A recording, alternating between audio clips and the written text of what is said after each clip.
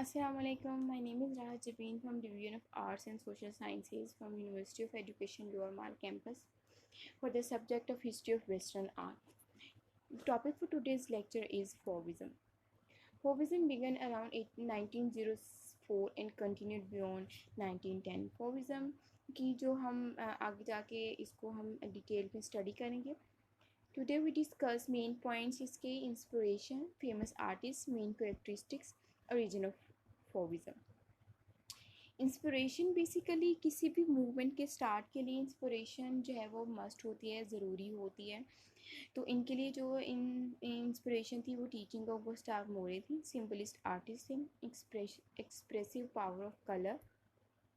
Famous artist इनकी बात करें तो Henri Matisse, Andre Derain, Maurice de Vlaminck और जॉर्ज ब्राक जो हैं, these are the famous artist of Fauvism. Introduction.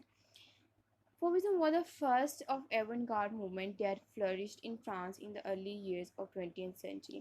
जब हम अर्ली 20th सेंचुरी की बात करते हैं, जो आर्ट मूवमेंट जो थी वो मॉडर्न आर्ट मूवमेंट जो थी वो आ रही थी, और फॉविज्म जो थी is one of the modern art movement of that time. The four painters were the first to break with Impressionism as well as with older traditional method of perception.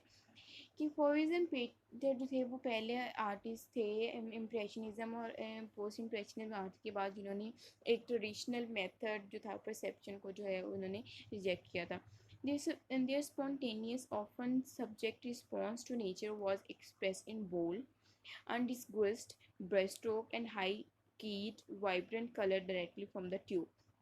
अब ये जो थे कि इन्होंने जो सब्जेक्ट मैटर थे वो nature से थे, बहुत ही एक्सप्रेसिवली बोल्डली जो है वो यूज़ करते थे. उनके जो कलर, उनके जो ब्रश स्ट्रोक्स थे वो बहुत ही जो थे वो हाई कीड होते थे. वो समटाइम जो है डायरेक्ट ट्यूब से जो है वो कलर एप्लीकेशन होती थी, और बहुत ही वाइब्रेंट जो थे वो कलर जो है वो यूज़ करते थे.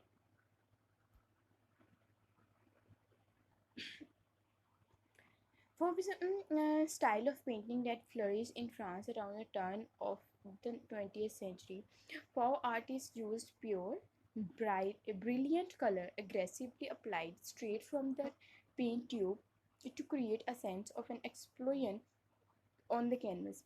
अब ये क्या था कि इन लोगों ने एक जो था वो ब्रश को सेकेंडरी करके इन्होंने डायरेक्ट कलर एप्लीकेशन जो थी वो स्टार्ट कर दी.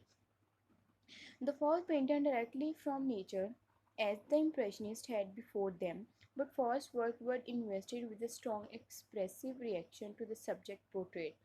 मैं कहते हैं कि उन्होंने उसी तरह से जो था वो इम्प्रेशनिज्म आर्टिस्ट की तरह जो इनके सब्जेक्ट मैटर थे वो भी नेचर से रिलेटेड थे, लेकिन इनका जो स्टाइल था these are far different from impressionist.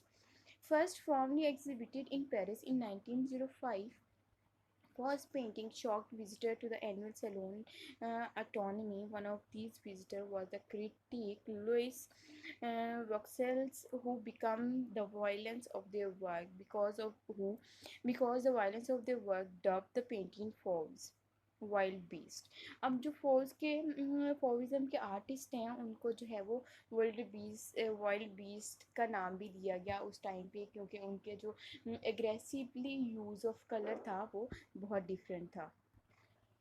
Wild beast इनको इसलिए कहा जाता था कि जो था कहा गया उस टाइम पे कि जो थे वो बहुत वाइल्डली जो थे वो कलर एप्लीकेशन थी उनकी, बहुत वाइल्डली जो थी वो थी.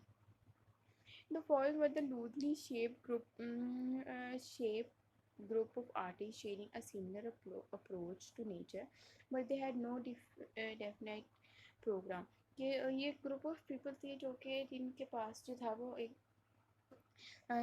मिलर अप्रोच तो थी, लेकिन कोई डेफिनेट जो था वो पॉइंट नहीं था, एक कोई प्रोग्राम नहीं था. Their leader was Matisse, who had arrived at the Fauve style after early experimenting with various post-impressionist style of Van Gogh, Gauguin, Cézanne, and new classicism of Seurat, Cross, and Signac. अब ये जो Metis था वो इनका जो था वो leader था, क्योंकि वो पिछले जो इम्प्रेशनिज़म, पोस्ट इम्प्रेशनिज़म, न्यू क्लासिसिज्म सब में जो थे वो ऑलरेडी काम कर चुके थे, और वो सारी चीज़ें जो थे वो प्रैक्टिकली उनको एक्सपीरियंस जो थे वो कर चुके थे. These influence inspired him to reject traditional three dimensional space and seek instead a new picture space defined by the movement of colour planes.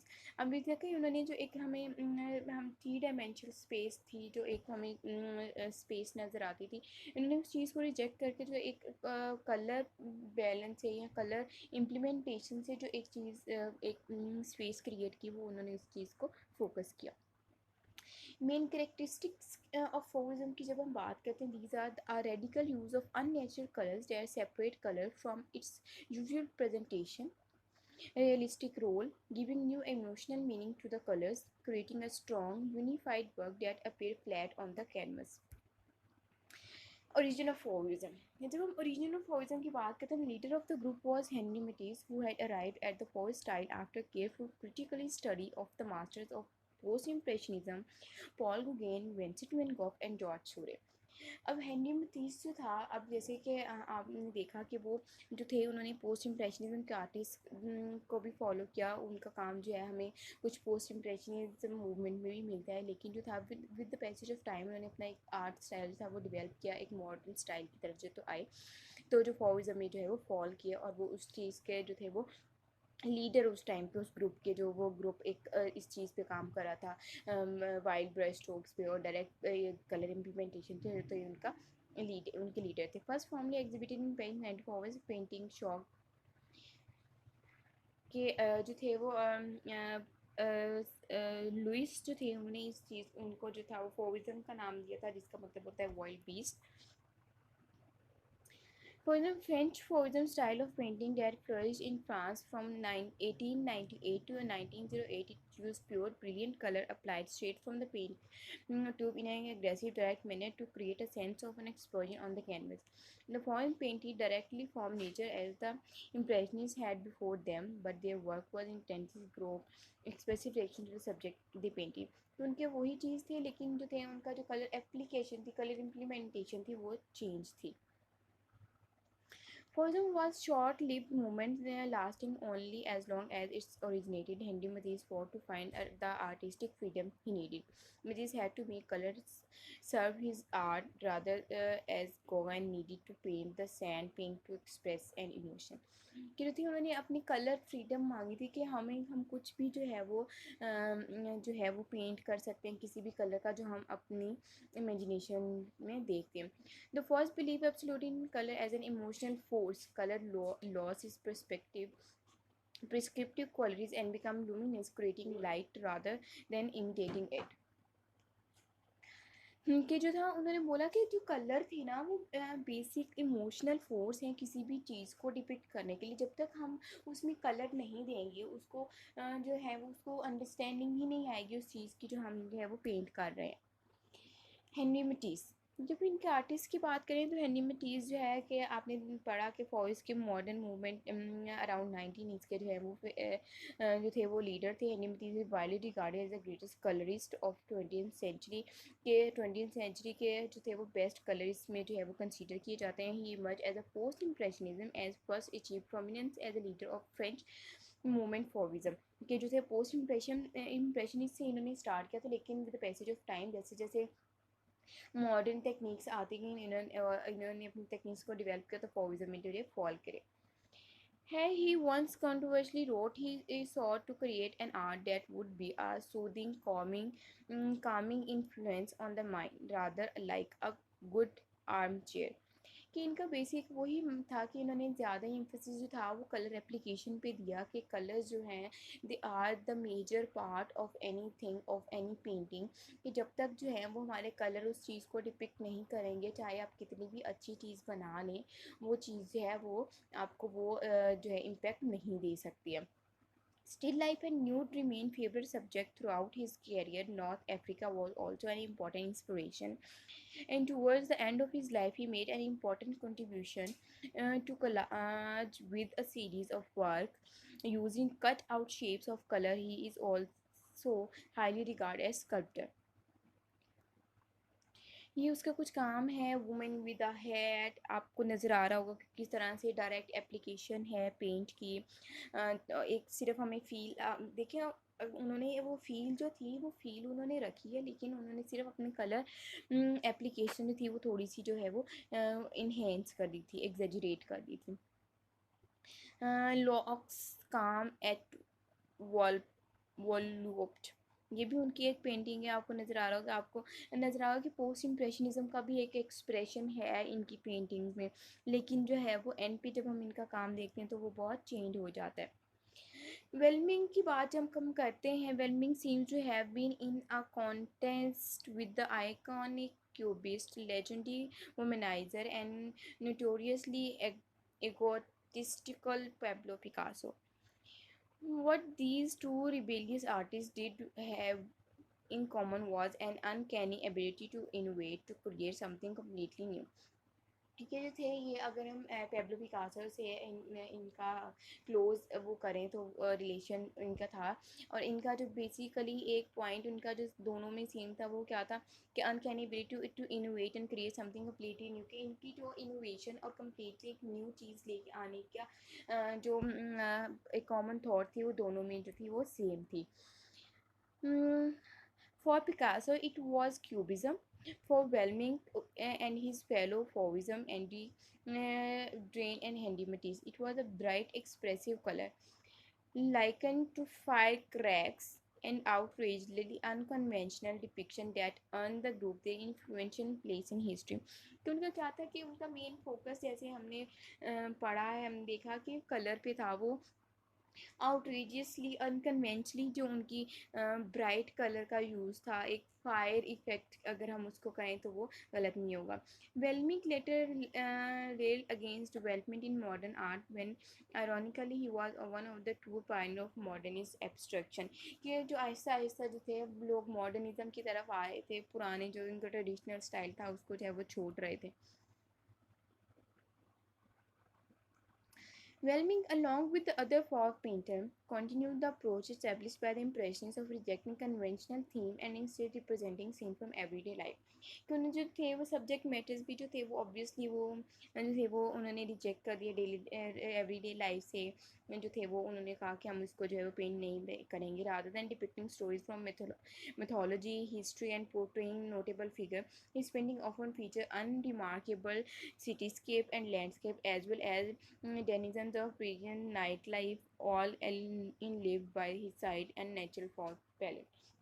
कि उसने था जो उसने हिस्ट्री मेथोलॉजी और जो पोर्ट्रे ऑफ भी फिगर था उसको रिजेक्ट करके उन्होंने जो था एक सिटी स्केप्स को, लैंडस्केप को जो था अपना जो है वो सब्जेक्ट मैटर जो है वो बनाया। अभी देखें, आपको नज़र आ रहा होगा कि कलर एप्लीकेशन इसमें कितनी है और कलर की इंटेंसिटी आप देखें कि कितनी रिच जो है वो आपको नज़र आ रही है। और यही उनका मेन फोकस था कि कलर इंटेंसिटी और कलर एप्लीकेशन ही मेन चीज़ें होती हैं किसी भी पेंटिंग के अंदर। इसी तरह से ये है अंडर द ब्रिज, आपको उनकी पेंटिंग नज़र आ रही है कि कलर बेसिक इनकी कलर इम्प्लीमेंटेशन और सब्जेक्ट मैटर जो थे वो बहुत ही नए थे, बहुत यूनिक थे, चेंज थे अब तक की जो मूवमेंट्स थी।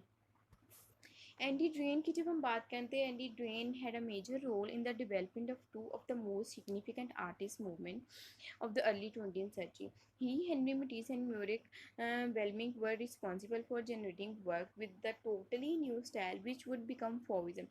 अब हेनरी मटीस, एंडी ड्रेन और वेलमिंग जो थे ये तीन तो ऐसे आर्टिस्ट थे जिन्होंने एक अपना स्टाइल डेवलप किया जो कि फॉविज़म में जो है वो फॉल करता था। And association with Pablo Picasso and George Barack was internal too early cubism. और जो जब जो है वो जॉर्ज ब्राक और पेब्लो पिकासो ने काम स्टार्ट किया तब उनका काम भी जो था वो फॉइज्म में फॉल करता, लेकिन जैसे उन्होंने अपना एक स्टाइल जो था बहुत अर्ली एज पे जो था वो डिवेल्प कर लिया था। Nevertheless, his contribution as the generator of the idea behind these movements is constantly debated, and some consider his work derivative. कुछ कहते हैं कि इनका काम जो है कि एक ड्राइव है फ्रॉम इम्प्रेशनिज्म, पोस्ट इम्प्रेशनिज्म से जो है वो यहाँ पे आए हैं, लेकिन जो है कुछ लोग मानते हैं कि एक मेन फिगर हैं फॉविज़म की। This is due in the part of the fact that continually in search of artistic meaning and attempting to create the timeless art removed from the specifically of the modern age, he experimented with different stylistic ideas कि ये इसलिए वजह से है क्योंकि वो उन्होंने अपनी लाइफ में जो थे एक्सपेरिमेंटेशन बहुत ज़्यादा की कि जो है वो कितना ज़्यादा जो है स्टाइल के अकॉर्डिंग जो है सब्जेक्ट मैटर के अकॉर्डिंग कितनी डाइवर्सिटी जो है वो लेके आई जा सकती है. They search for an art that doesn't need contents to be the value. That would have a meaning for any generation, align him with the school of symbolism. इनका जो मानना जो था वो लाजमी नहीं है कि हम कोई भी जो काम करें उसकी कोई ना कोई कॉन्टेक्स्ट वैल्यू हो, वो किसी भी जनरेशन को किसी भी तरह से जो है वो कनेक्ट उससे जो है वो कर सकती है, जो कि हम सिम्बलिज़म में आगे जाके देखते हैं कि वो फॉल करती हैं.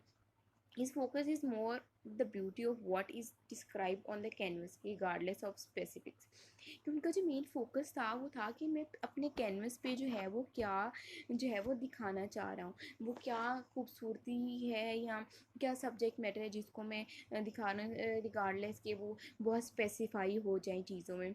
दी generality denoted an inclination toward the idealism of classical art. और यही बेसिकली डिक्लाइन था क्लासिकल आर्ट का. जब मॉडर्न मूवमेंट स्टार्ट हुई, लोगों ने जो था वो डिफरेंट सब्जेक्ट मैटर्स पे काम करना शुरू कर दिया. जो था वो इम्प्लीमेंटेशन ऑफ कलर जो थे वो उन्होंने एक्सपेरिमेंट करना शुरू कर दिए, डिफरेंट स्टाइल जो थे वो एक्सपेरिमेंट करना शुरू कर दिए, डिफरेंट ब्रश स्ट्रोक जो थे वो एक्सपेरिमेंट करना शुरू कर दिया. और इसी तरह से जो है डिफरेंट वो जो है मॉडर्न मूवमेंट्स का जो है वो स्टार्ट. और क्लासिकल आर्ट जो था वो एक बैक एंड पे जो है वो जाता गया.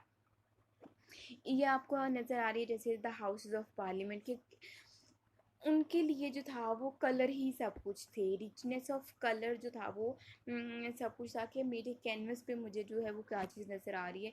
मेरे लिए ये चीज़ मैटर नहीं करती है कि उसका कोई स्पेसिफिक मीनिंग है, उसका कोई स्पेसिफिक जो है वो डिटेल है या कुछ ऐसा है. इसी तरह से टर्निंग राउंड अभी उनकी एक उन्होंने बनाई है, गार्डन का सीन है जो कि बहुत ही एक लुइनिस्ट किस्म की जो है वो चीज़ है आप लोगों को नज़र आ रही है. ये था फॉविज़म. फॉविज़म एक बहुत ही शॉर्ट टाइम मूवमेंट थी जो कि एक एक्सपेरिमेंट बेसिकली अगर आप हम कहें कि एक एक्सपेरिमेंटल मूवमेंट थी तो ये गलत नहीं होगा क्योंकि इसमें जितने भी आर्टिस्ट थे उन्होंने सब्जेक्ट मैटर्स एक्सपेरिमेंट किए, उन्होंने कलर इम्प्लीमेंटेशन में जो थी वो एक्सपेरिमेंट किए. किसी ने जो था वो छोटे ब्रश स्ट्रोक्स पे काम किया, किसी के साथ जो direct application of colour from tube जो थी वो एक्सपेरिमेंट की. किसी ने कहा कि हमारे लिए सब्जेक्ट मैटर जो है वो जो है वो इम्पोर्टेंस नहीं रखते हैं, हमारे लिए जो हमारे कैनवस पे नज़र आ रहा है वो ज़्यादा इम्पोर्टेंट है.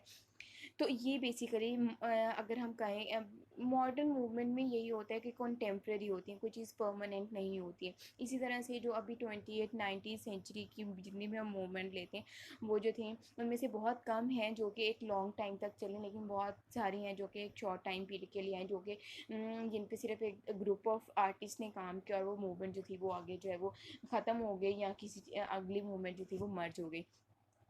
आई होप कि आप लोगों को जो है वो आज का लेक्चर जो है वो समझ आया होगा. अगर आप लोगों का कोई भी क्वेश्चन हो you can contact me. Thank you so much.